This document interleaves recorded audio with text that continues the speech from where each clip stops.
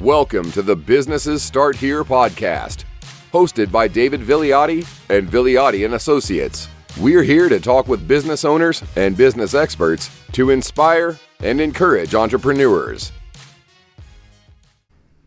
Hello, welcome to the Businesses Start Here podcast, back with another episode. Today we have Mike McCormick with us, who does a good bit of things, right? You don't just have one job. So we're going to hear all about what Mike's experience is and get to know him a little bit better and hear about his journey. So Mike, thanks for being here with us. I'm excited about being here. We've met several times out in the public, but never really had an opportunity to talk, and I'm looking forward to this day, hopefully as much as you are. Yeah, I'm excited. Always enjoy getting to know people a little bit better. We have a mutual client, that's how we met. We do, yes. But really, like we said, we've met at networking events, different places, just kind of a little bit of chit chat here and there, but I'm excited to dig a little bit deeper and get to know you better. I'm all yours. Sounds good. All right, so like I said in preparation, the one question I have is, tell us a little bit about yourself and your businesses, I guess, and how you got to where you are today. Well, I'll be glad to do that. First of all, I always like to talk about my biggest success, and that is I've been married to one woman for 51 years. Wow, that's great. And my wife Kathy and I actually dated 6 years. So of the time that I've been on this earth, almost 60 of it has been with my wife. That's awesome. And that's been an exciting journey. And if you are married, you know that is work, and it does take effort. Exactly. And fortunately, God has blessed me with a good companion. Now we've had three children, 2 boys and a daughter, and I lost my youngest son to leukemia when he was 5, and my oldest was 8.5 at the time, and my daughter was about 7. Okay. So we decided back then, that nothing happens to you, everything happens for you, and that as a family we really needed to do something positive about this traumatic situation that we were dealing with. And fast forwarding a little bit, my son ended up being a pastor, and my daughter's a radiation oncologist, and my wife does a lot of women-related mentoring type ministries, and so they've put all their gifts to use in good ways. That's great. And then I have always had the desire and the dream to be in business, so I kind of picked up right where we left off and went back to work and did the things that I do the best. So that's good. You're able to take that tragedy and turn it into a positive. Well, for people who are watching this, it is a very difficult, maybe the most difficult thing I've ever gone to. I can't even imagine. But because of our spiritual faith, I see that as a situation where he's ahead of me and not behind me. Yep. So I don't look backwards to find out where I left him. I look forward to where I'm going to see him again, which I believe will be in heaven. That's great. Sounds good. You have a gift waiting for you up there. I do, yes, and I can't wait to get there. So, Right. So why don't you tell us a little bit about your businesses? Well, first of all, I've always wanted to be in business for myself, and I have some backstory to tell you how that all happened. But for the most part, I spent my career in the financial services arena. Okay. So maybe for 40 or 45 years, in different ways, I was in the insurance business. Mostly life insurance, but kind of investment-related insurance. And I spent most of my last 20 years that I actually worked for myself, but went to work every day in the investment business, and started a company that's now called Benchmark Wealth Management and Benchmark Advisors. It has 2 different arms to it, if you will. Okay. And so I took probably the last 19 years of working and having employees and going to the office real seriously, and enjoyed most of it. So, but I was able to fulfill my dream of starting and creating a business, but even more importantly, and hopefully you'll appreciate this being a CPA, I wanted a business that was going to continue even after I retired. Yeah. So that business today does twice the amount of business that it did when I left, which just proves the point that I probably should have left sooner, and they would have been a lot better off. So. But that's where I have been hanging my hat primarily in the financial services industry, which, like all good businesses, was really good to me and my family. And I kind of miss it in some ways, but decided that when I retired, which lasted about a week, I thought, I just can't sit around and not do anything. Right. So then I started doing some of the other things that I do now. Yeah. So when you started the business and you decided to go out on your own, if you can remember back then, what were some of the fears or concerns that you had going out on your own? Yeah, so to make a long story as short as I possibly can, from a very young age I wanted to be in business for myself. My mother was married 3 times and my dad was married 3 times, and so the home life was always a turmoil, but my dad was a very successful Chevy dealer over in Charleroi. And I always thought, man, that was great that you could go out and do that and accomplish things and make more money than going to work at the mill, right. which is what everybody else did back then. But at the same time, the family life was nothing to model. So right. I thought, what a great combination it would be, is if I could grow up and be a good person and be in business for myself. I think that was probably the right combination. Yeah. I also, interestingly enough, decided at that point in time, I wasn't going to get divorced ever, and once I got married, I was going to stay married no matter what. And so those 2 things ultimately, I've lived those out, and I'm glad I did so. So did you wait until later to start a business because you had a little bit of concern that those 2 weren't compatible at a younger age? Well, when I went to college, I was a math major. And you say, why were you a math major? Well, I did really good in math and didn't do so good in English. As a matter of fact, I remember taking my college tests over again and doing better in math and worse in English. So more test taking wasn't going to be the answer. Right. But I did start out as a math major until I got to my sophomore year, and I looked at my schedule, and it had like analytical geometry, trigonometry, calculus. I had 3 huge math courses that were going to require a lot of preparation. Right. And by then I had discovered student union and fraternity, and I thought it was going to be a little bit easier being involved in those if I switched my major to something. And on the way to switch, I said, well, I might as well switch to business because that's what I've always wanted to do. And that's would be the first place I really started putting into action that desire.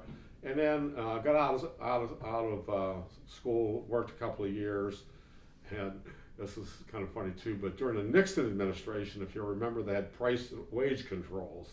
So that was always followed by the Carter administration, where you had massive inflation and unemployment. Right. And I got my paycheck when I was working for somebody else and Nixon was president. I'm going, I can't believe they're not giving me a raise because of what Richard Nixon's doing. Right. That made no sense to me as a college graduate. Right. And I thought, I'm probably going to always experience that unless I decided to do something else. So it's serious starting your own business. I wasn't quite ready to do that. So we tried a few things on the side, if you will, side gigs. Got into the Amway business, and as popular with some and unpopular with others as that was, we really enjoyed it. I learned a lot. I grew up a lot, and I had a lot of good mentors and coaching.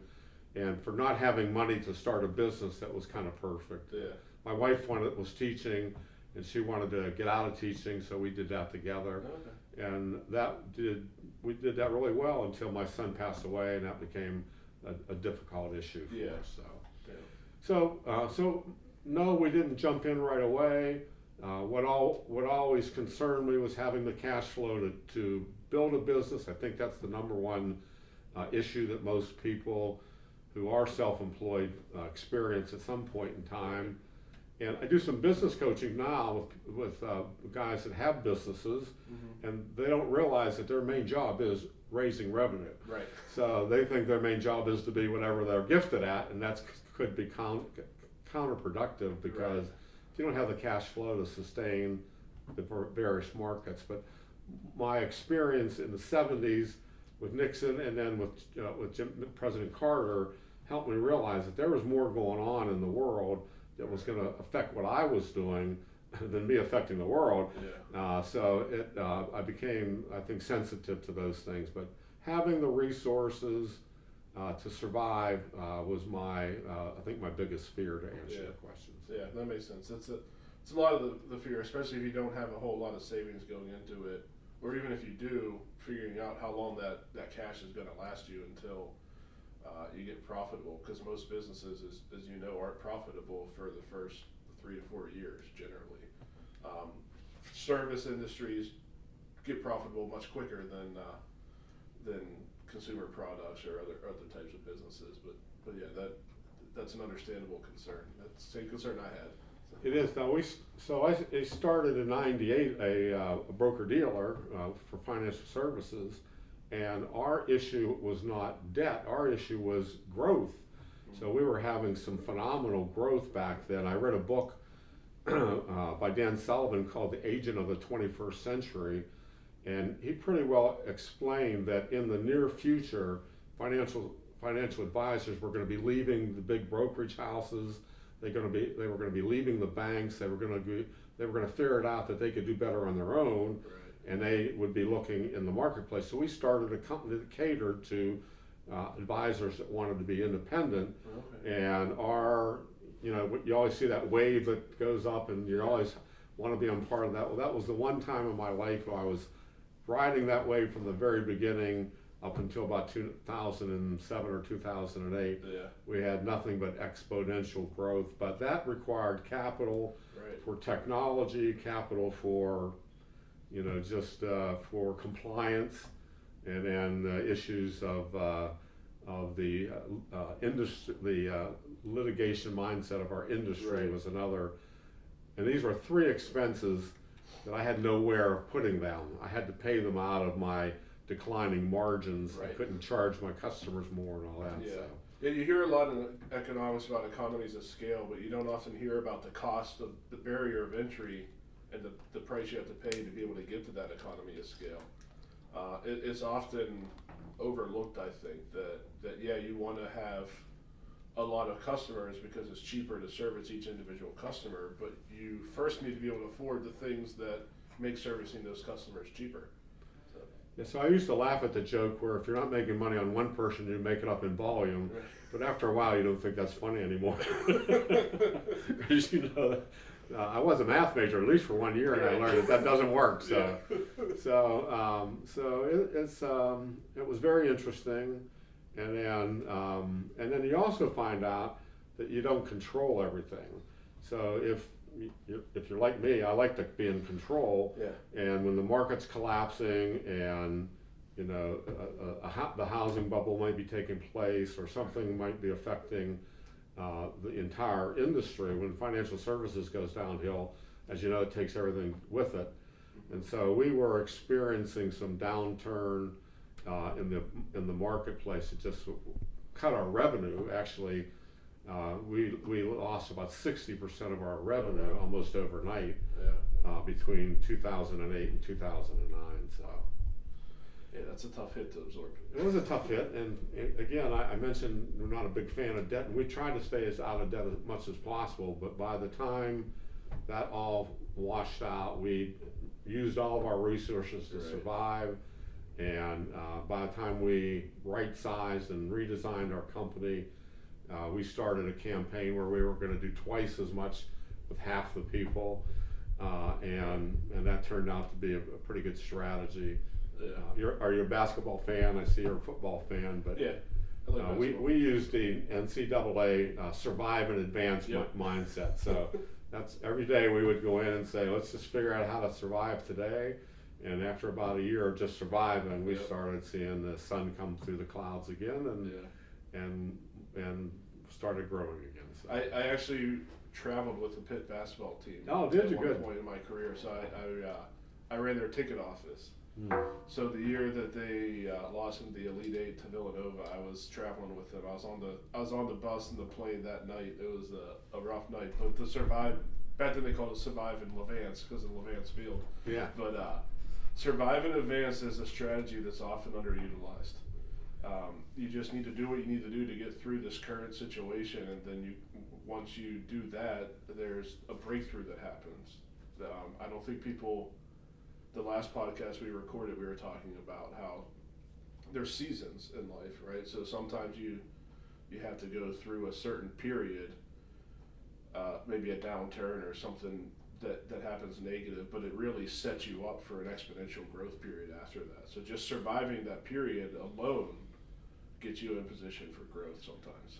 I couldn't agree more, but it's the length of that tunnel that's Yep. the problem. You just don't know how long are we going to be in darkness and how much are we going to have to do to survive. Right. And somehow it seems like, I mentioned I have a strong faith, but it seems like God takes you all the way to the end and He saves you at the end of it.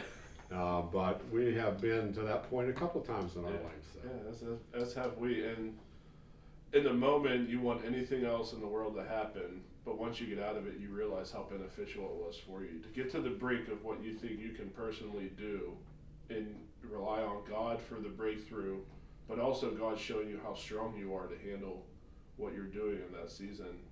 The next time you get to that same point, that's not your breaking point anymore. Your breaking point is farther because you stretched yourself. Well, Dave, you probably know this. I may be preaching to the choir here, but it's really in those dark moments that you learn the most things. Yeah. And those moments actually help you to excel in business at some point in time. That all that knowledge and experience that you have gone through, you can pass that on to other people, and it's been very helpful. Yeah, there are some incredibly small things I've learned through the tough financial times of starting the business, and there's some major things I've learned, but all of it helps me to advance my business further, but also to help, like you said, help other people say, I've been through this exact situation. Here's what I did to get out of it, or here's what I didn't do to get out of it. Sometimes knowing what not to do is more important than knowing what to do. That's very true. Also, it helps you to be able to predict what's going to happen, or at least forecast, or have a really good guess. Yeah. Some depending on, this happened before to me, and then this is what the consequences of that were. Right. So why don't, if we avoid that behavior now, perhaps we can avoid those consequences. Or the other way is, we held on with our investments till the market came back, and now. So maybe it's good. Maybe the smart thing is for us just to hang in there. Yeah. Or the other thing is, I love to tell this story. If I could tell you a story. Yeah, so, absolutely. It's one of these stories that go all the way back to like W. Clement Stone, if you know who that is. But it's like this. There's always a seed of something better in every tragedy that you're experiencing, and you have to look for that seed. Right. So my son and I went to a Christ in the Tetons father and son retreat in Jackson Hole, Wyoming. So first of all, we thought it would be cool to go to Jackson Hole, Wyoming together. And he's an adult at this time and has children, and so, but he's having some issues. And we're as dads, we want to have all the right answers, but that isn't always the case. Right. So he came to me looking for answers, and I said, I don't know about that, but I just read about this father and son thing. Why don't we go to this? Yeah. And so we did, and it was pretty cool. We had an adventure every day and whatnot. But one day we went up to Yellowstone Park, and we got there early in the morning, just as the sun was coming up over the mountain, and the sun was shining on this lake, the Yellowstone Lake that we were looking at, and it was like real calm, crystal clear, and you could see the lodgepole pines image in the pond, and it looked like just a reflection of what we were really looking at. Yeah. So beautiful forest, and you think, man, God got some good things going on in creation here. So then somebody raised their hand and say, I thought this place burned down, and the forest ranger said, well, in 1988 we had a massive fire. They lost 600,000 acres, or some phenomenal number of acres. Largest fire ever in America at that time. They lost thousands of animals, and from one little fire that caught up to 50 other little fires. They had a fire that raged from, I think it was mid-July all the way to October. Wow. They had the Marines there and everybody trying to put it out. It's called the summer of 1988, if you want to look it up. But so the forest ranger said, yeah, but here's what happens. He said, these trees, which are 130, 160 feet tall, have their seeds at the top of the tree. These seeds are in a hard I forget what word to use, but he said you could hit them with a hammer, you could get a saw, and you can't open these seeds. The only thing that opens these seeds is intense heat. Huh. So here it is, these seeds start falling from the burning trees. As these trees are burning and dying, the seeds are popping out from the top of the tree. They fall the 150 feet into the ground and get into the ground because of the soil, carbon-rich soil now, Right. and they replant themselves. So while they're dying, they replant themselves. Yeah. And I always say, so now when I look at my life, I see where God has planted his eternal seeds in the middle of my issues. Right. So I look for those seeds and not look at the burning Oh, that's trees. good. And it is one of the best analogies that That's I've a ever great heard. analogy, yeah. So, but the fact of it is, you have to rely on God to do his part, Right. so that it makes it possible for you and I to do our part. Yes, I mean, he makes you a brand new person. He does. Yeah. Yes, Yeah. he does. That's- In my case, that was a lot of work. Our pastor always jokes when he baptized people, he's going to hold it down just a little bit longer to make sure God, There you go. God has time to work. So, you went through some challenging times with the recession. What are some of the things you did leading up to that, whether it was intentional or not, that kind of put you in the situation where you could survive that? You didn't survive in advance, but what were things that, maybe fortuitous things that maybe you didn't do yourself, but just generally things that set you up to be able to even just survive in advance through that period? Yeah, so when you look back, you see all the dumb stuff you did, and you didn't ask me about that, so you asked me about some of the good stuff that we did. But we were always really hard, good people, and I was real sensitive to understanding what a person is gifted at, and then trying to build their career or their job around what their gifts are. So I knew that a long time ago, and that's probably one of the better things that I did. And I had a really good, and most of them still are there and still doing well. But one example of that was we had to hire a compliance officer, and we had it down to 2 candidates. So, and I used to let my key employees to do some of the interviewing, and so they interviewed both ladies in this case. And I said, well, which one do you like? And they always said the one. And I said, why did you like her? Oh, she was real friendly. She was real kind. She, seemed like she'd be easy to work with. And so I go, that doesn't describe our compliance officer. we want the lady that nobody likes. Right. Because it's going to be easier for me to train her how to work with advisors. We used a phrase that back then it fit really well. You can still fly around the world, but you have to take your shoes off when you get to the airport. And if you're not willing to do that, you're not getting on that plane. Yeah. So that's the way compliance is. It could kill your business, or it could help you to really. And we encouraged our advisors to listen to Susan because she helped them stay in life, stay in business, and stay productive, Right. and help them resolve the issues that they didn't want to deal with. So that was always a good thing that I did, is I hired good people, and that was a blessing. I always say, because I couldn't do much myself, I needed to find really good people. So I say the same thing. but what I learned out of that, and eventually have used more now than I did back then, is I always look for people that have constructive spirits of discontent. I don't know if you've ever heard that phrase or not, but I heard something similar. you had Jeff Hansen. Honcher, and he's an old Maxwell guy, John Maxwell guy. And I Yeah. think I heard John Maxwell say this first. Okay. So you may have heard something. I've heard similar. Jeff say something similar. Yeah, That's what I was so- thinking of. Yeah. If you break that down in a sentence, constructive spirit of discontent. Constructive means not destructive, Right. trying to do good things or trying to build stuff. Yeah. There's a lot of people try to beat their competitors by tearing them down. Right. instead of building yourself up. So if you want the biggest building, the best thing to do is build the biggest building, not tear everybody else's down. Yeah. So it's constructive, not spirit, and that spirit is like high energy. It could be the Holy Spirit. It could be just a team spirit. It could be all that camaraderie that we have in working together. But there is a positive spirit that is helpful in growing a company. It can be a negative spirit. Right. People can spend as much time bad-mouthing the boss or bad-mouthing the work that they have to do. And I remember a guy coming in my office today and saying, everything today has been problems.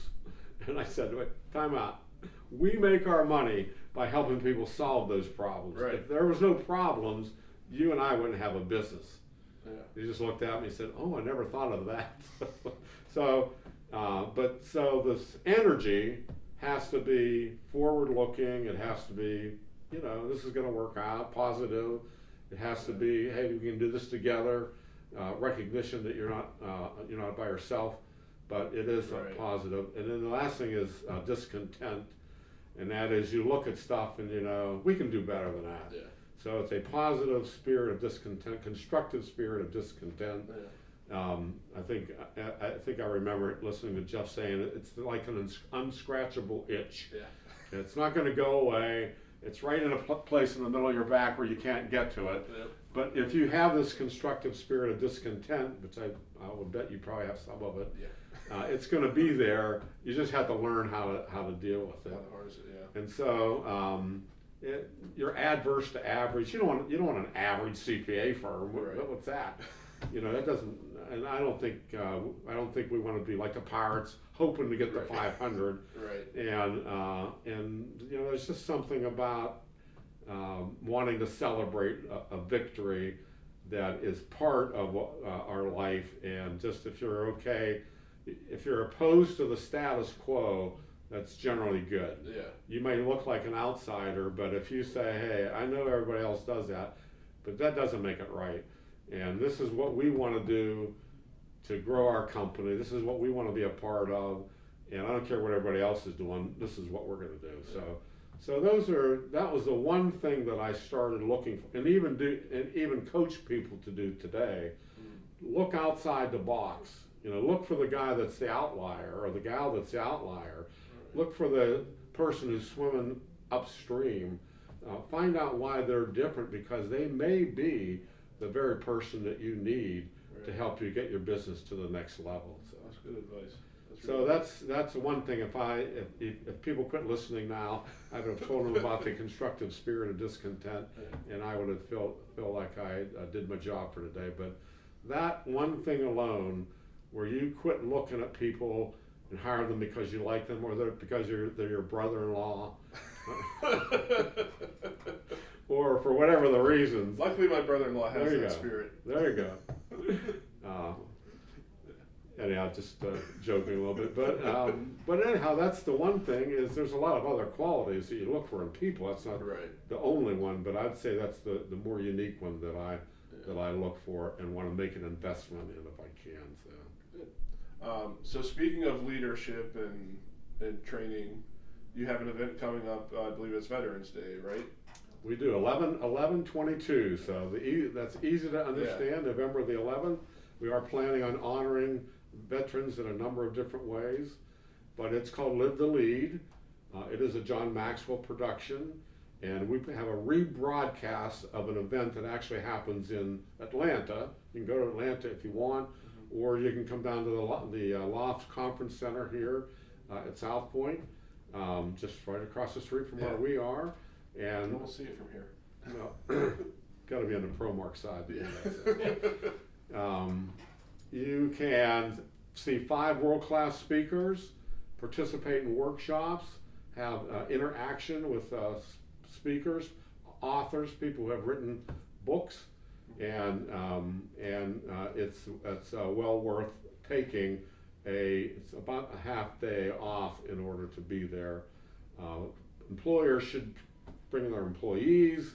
It should be a day when everybody can sharpen their axe, get a little bit more on track, and celebrate the fact that they are working in a post-COVID era and they have a place that values them and a place to use their skills, those are all things to be very excited about. Yeah. So it can be a day one of a new leadership attitude for people who attend and all that. So. And we'll make sure we get a link in the description for anybody that wants to sign up. So we'll make sure if anybody is watching and wants to go, be sure to check the description either on YouTube or on the podcast description. So Good. I'll do that for Mike.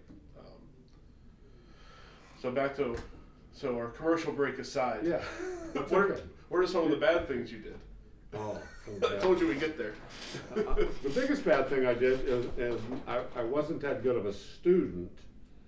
So I made the mistake of thinking that once the game started I would do well, but that I didn't necessarily have to practice like everybody else that did do well.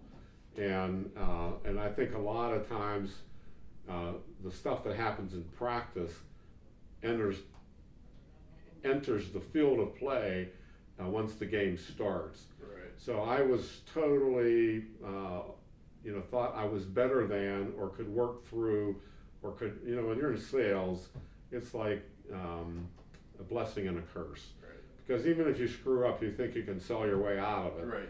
And so I thought, well, the worst that would happen is I'd have to sell my way out of it. But I found out whenever the market collapsed in 2008, it was going to require skills that I didn't have at the time. Yeah. And so I would say that would be my lack of preparation, and I got real comfortable at some point in time whenever we were growing like crazy, and it gave me a false sense of security. Yeah. And so that was another mistake that I made.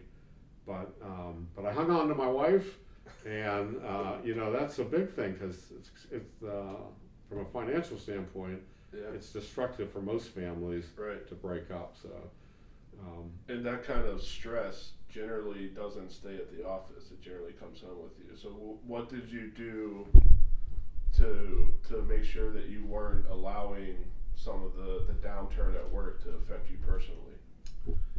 Well, I can tell you I prayed a lot.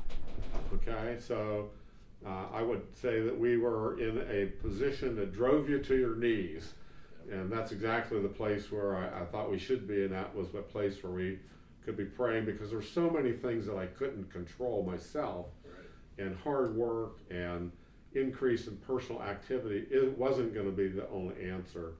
Yeah. So I do remember praying that I would work as hard as I could, and that I was hoping that God would show up the next morning to help me. Yeah. So my administrative assistant walked in and said, "What are we going to do now?" And I said, "Well, I'm going to pray about it. Let's just go home and I'll make a speech in the morning." Yeah. Right? So I thought about, okay, who am I going to quote? Let's see, Winston Churchill, Lincoln, I made a long list. Right. And then finally I go, you know what? I'm just going to go tell them where we are and what we have to do. And yeah, so I put my best suit on, and I walked into the office the next day, and I didn't have to say a word. I had a smile on my face, said good morning to everybody like I always did, and eventually my administrative assistant came back and said, "We're just going to go back to doing what we were doing before. Yeah. Isn't that right?" And I said, "That's right, and it starts right here." Yeah. And so we went back to, Vince Lombardi, I think one time called it, it started over by saying, "This is a football." So he was all the way back to the beginning to get the Packers going again. Right. So that's what we did. We started thinking about, okay, what did we do? What did we say? How do we treat people whenever we were just starting? And we kind of got back to that. Right. We tried to recreate as much as we could not what was going on in the world, but how we were reacting regardless of what was going on in the world. And I think we did a pretty good job of that. So, and I'll tell you another thing. Can I say one other thing? Yeah, absolutely. Yes, okay. I listened to my administrative assistant. I said, "What do you think we ought to do?" And she told me a couple things, and I thought, that sounds pretty good. And we did those. And today, I would tell you they were the top 3 marketing things that we did to help us get out of the hole at that particular point in time. That's one thing that is critical, is getting information from the people in the front lines. So your administrative assistant probably talked to more of your customers than anybody else in your business, because your advisors talked to their group, and their group, and their group, and she talked to all of the advisors' customers. So getting that information from somebody with really that has their ear to the ground is huge, because as you grow, you can't talk to every single customer. You have big decisions to make, you have other things to do, but leaning on the people that are closest to the situation, but still pulling yourself back and taking the big picture overview with the information they provided is important. Do you find it true if you walk into a place and you see the janitor or maybe the receptionist and you say, what's it like to work around here, that they really give you the honest answer? Yep. And they don't realize that you're collecting information or trying to, but sometimes the least, what would seem to be the least important person has the opportunity to be the most influential at the right moment, and who knows how many of those moments add up to you getting back on track. But I honestly learned to appreciate everybody that was working for us even more than I did before time, and I wish I would have spent more time with everybody. Even to this day, I wish I would have spent more time. So if you have businesses you're talking to, they can actually change the course of their company just by spending more time influencing their business. Yeah, and I think the thing that's important to remember there is that even though a person's job may not be important, that person is important. So a lot of times people lose sight of that, especially busy business owners, that it's not even intentional, but they're looking a lot at what can this person do for me. And if you look at people through that lens, you're not going to get a lot out of people. Was that true? Yes. But if you look at them with what can I do for this person because they're a valuable person, because either, for us, it's because God sees them as valuable.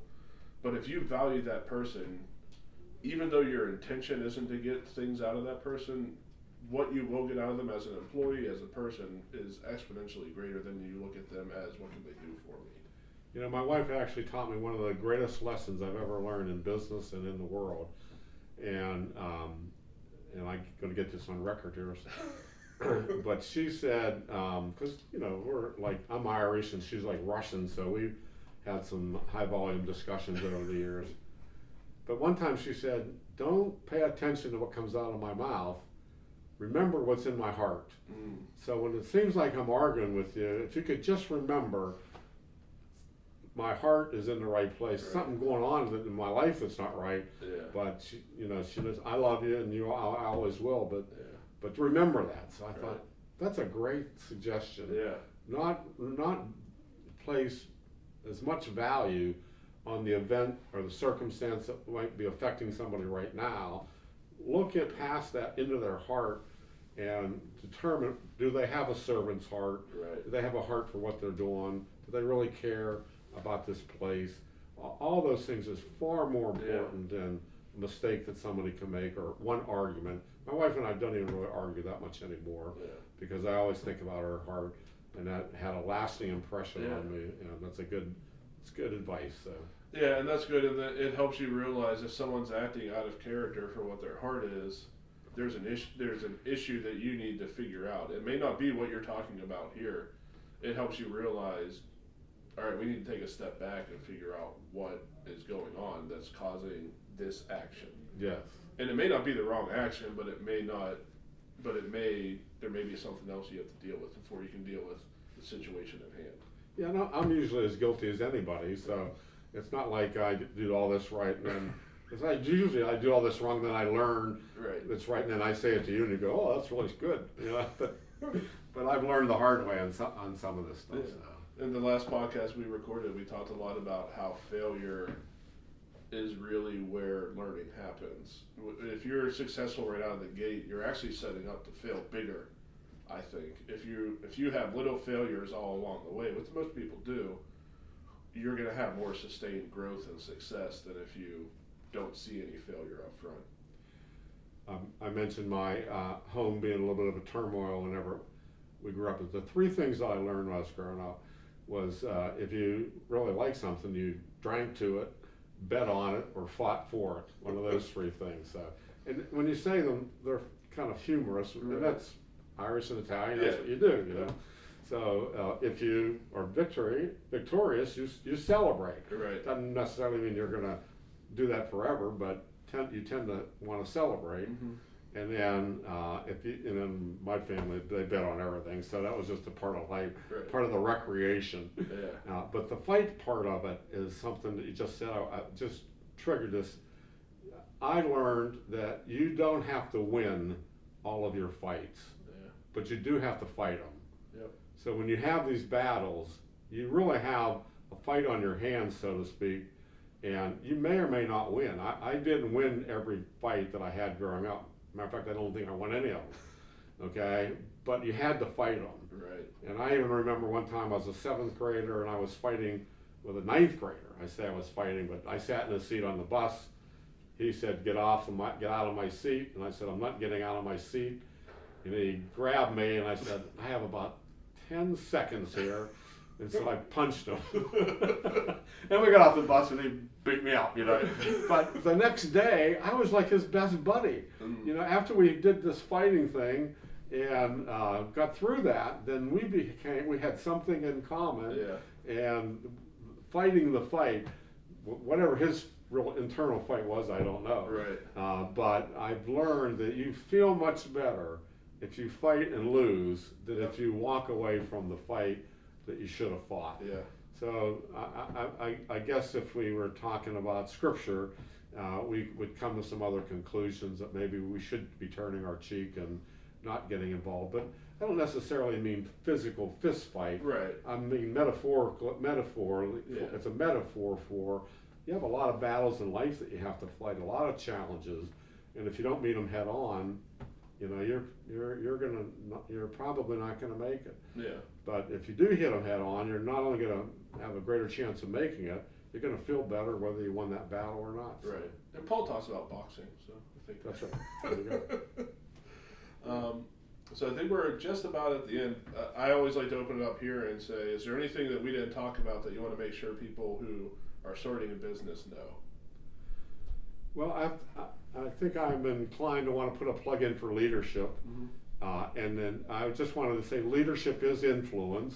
And so each person, regardless of what position they're in, you have a chance to influence people. I was received real well when I came in. EJ was very kind to me and made me feel comfortable, and all that was so helpful.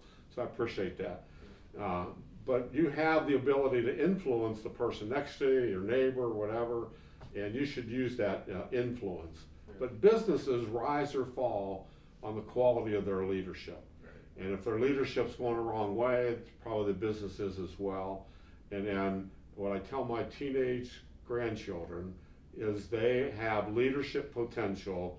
It's up to them to decide whether they want to lead people for good things, for good reasons, or if they're going to lead people for the wrong reasons. I have enough belief in them that I think it's going to be good reasons, and I hope they make the decision to do so. Yeah. So that would be the one thing that I want to leave everybody with. Yes, we have a Live to Lead event. Yes, it's good to come and attend, but it's also good to embrace the message for a way of life that you're going to have in the future, and it's a good place to make the decision to do that. So, but I do appreciate you having me over here and giving me a chance to make these comments. I've enjoyed the time with you. I probably should have talked less and listen to you more, but you're the star. That's why you're here. Well, keep the cameras rolling then. We appreciate you coming, Mike, and sharing your experience with us. It's helpful to a lot of entrepreneurs to see what other people have gone through or are going through, and hearing the good and the bad of being a business owner.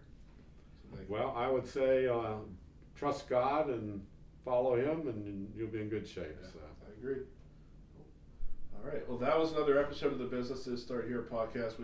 Thanks to Mike for coming and sharing all of his experience and the good stories that he told us. If there's anything you want us to talk about, any guests you'd like to have us on, please reach out to us. Let us know. We'd love to hear from you and see how we can help you grow your journey as you start your business. So until next time, thanks for joining us, and we'll talk to you soon. Thanks for listening to the Businesses Start Here podcast. We hope you were inspired and encouraged by today's podcast. We would love to hear your feedback. please send us an email at podcast@villiotti.com.